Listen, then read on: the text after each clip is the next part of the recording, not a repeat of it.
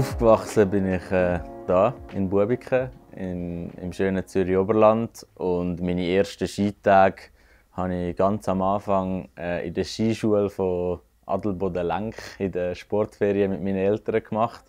Und später dann 1-2 Tage mit Oma und Opa da am Bachtel im Oberholz. Und sobald wir dann im Skiclub in der RGZ sind, haben wir dann ziemlich gleich den Weg in Hochibrig angestrebt und haben dort eigentlich so den Weg angefangen in Skisport. Richtig gemerkt, dass Skifahren für mich mehr ist als nur ein Hobby, ist wahrscheinlich so im so ein bisschen dem pubertierenden Alter gewesen, vielleicht so mit 13, 14. Ich glaube, ich habe schon immer gemerkt, dass ich sehr ein ehrgeiziger Typ bin und kompetitiv und dass Sport generell schon meine Welt ist. Das habe ich sehr früh gemerkt und ich habe früher auch immer gesagt, ich will im Sommer Fußballprofi und im Winter Skifahrer sein. Auflösung, ich bin heute nur Skifahrer, aber das ist völlig okay für mich. Ja, es ist glaube eine sehr schöne Geschichte generell. Also, ich bin vor 15 Jahren da reingelaufen und habe unten am Eingang die Astrid gesehen und laufe heute rein und sehe immer noch die Astrid und das Gleiche eigentlich da oben. Wenn ich da raufkomme, sehe ich immer den Hugo oder sehe immer den Christoph und Leute, die mich kennen, seit ich noch halb so groß war wie jetzt. Und dass ich immer da reinlaufen kann und ja, so ein herzliches Gefühl da ist, weil mich so die Leute auch haben gesehen aufwachsen und mich der SCS schon immer begleitet, ist mega etwas Schönes. Ich glaube, das erste Mal vor allem finanziell unterstützt ist so nach so 2-3 FIS-Jahren, wo wirklich wo es heisst, hey, jetzt solltest du den Schritt zu Swiss Ski mal schaffen, sonst wird es schwierig. Und da ist der Hugo auf mich zugekommen und hat gesagt, hey, ich würde dich gerne dabei unterstützen. Und wir haben dort damals einen Sponsoring-Vertrag gemacht, wo dann vor allem auch meine Eltern entlastet haben.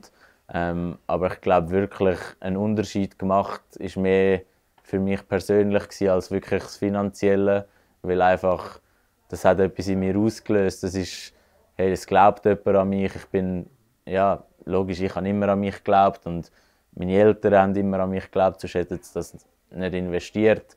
Aber es war schön gewesen, zu sehen, dass es auch Leute im erweiterten Umfeld gibt, die an mich glauben und auch bereit sind, etwas zu investieren in mich und meine Karriere. Und ich glaube, das ist auch, hat mir auch noch mal so ein bisschen einen zusätzlichen Drive gegeben, um zu sagen, hey, jetzt erst recht. Die erste Weltcuprennen ist natürlich ein grosses Highlight für mich persönlich, weil das immer schon mein Kindheitstraum war, dort wo ich immer hin wollte und jahrelang viel investiert habe, um den Weg dorthin zu schaffen. Und das ist etwas, was mir jetzt niemand mehr nehmen kann. Was ich auch gelernt habe, ist, dass die Strecken auf Weltcup-Stufe schon noch mal etwas anderes sind.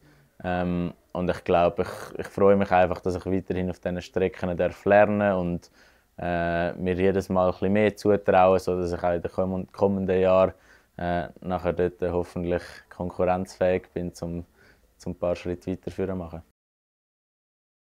Ja, mein erster Europacup-Sieg in Pasturn, das war gerade nach Neujahr, so Anfang Januar. Und ich mag mich erinnern, dass ich in Bormio auf den Start verzichtet habe, obwohl ich ein weiteres Weltcuprennen fahren konnte. Aus dem Grund, weil ich mich vorbereiten auf die Europacups im Januar, wo es viele Rennen gegeben hat.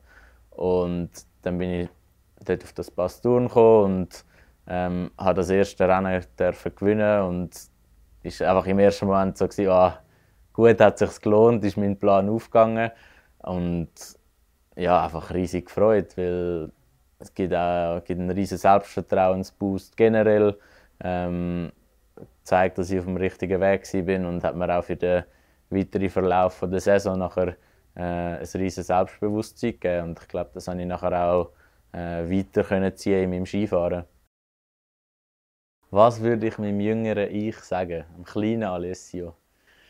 Ich glaube, ich würde ihm sagen, dass er so seinen Weg instinktiv soll gehen, wie es für ihn passt. Ich glaube, dass er sich selber treu bleibt und dass es egal ist, wer an ihn glaubt, solange er selber an sich glaubt, dass es dann nicht vorbei ist. Die grössten Träume sind die offensichtlichen. Also, ich träume seit ich klein bin davon, dass ich irgendwann Weltmeister werden kann, Olympiasieger werden kann, grosse Rennen wie das Lauberhorn, Kitzbühel gewinnen kann oder eben um Medaillen und Kugeln kämpfen.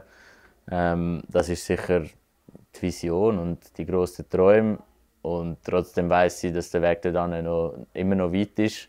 Er ist näher, wie er letztes Jahr war, aber genauso gilt es jetzt, die Schritte weiterzumachen. Und da setze ich mir einfach kurzfristige Ziele, dass ich mich an denen orientiere und noch nicht zu weit vorne nach vorne denke.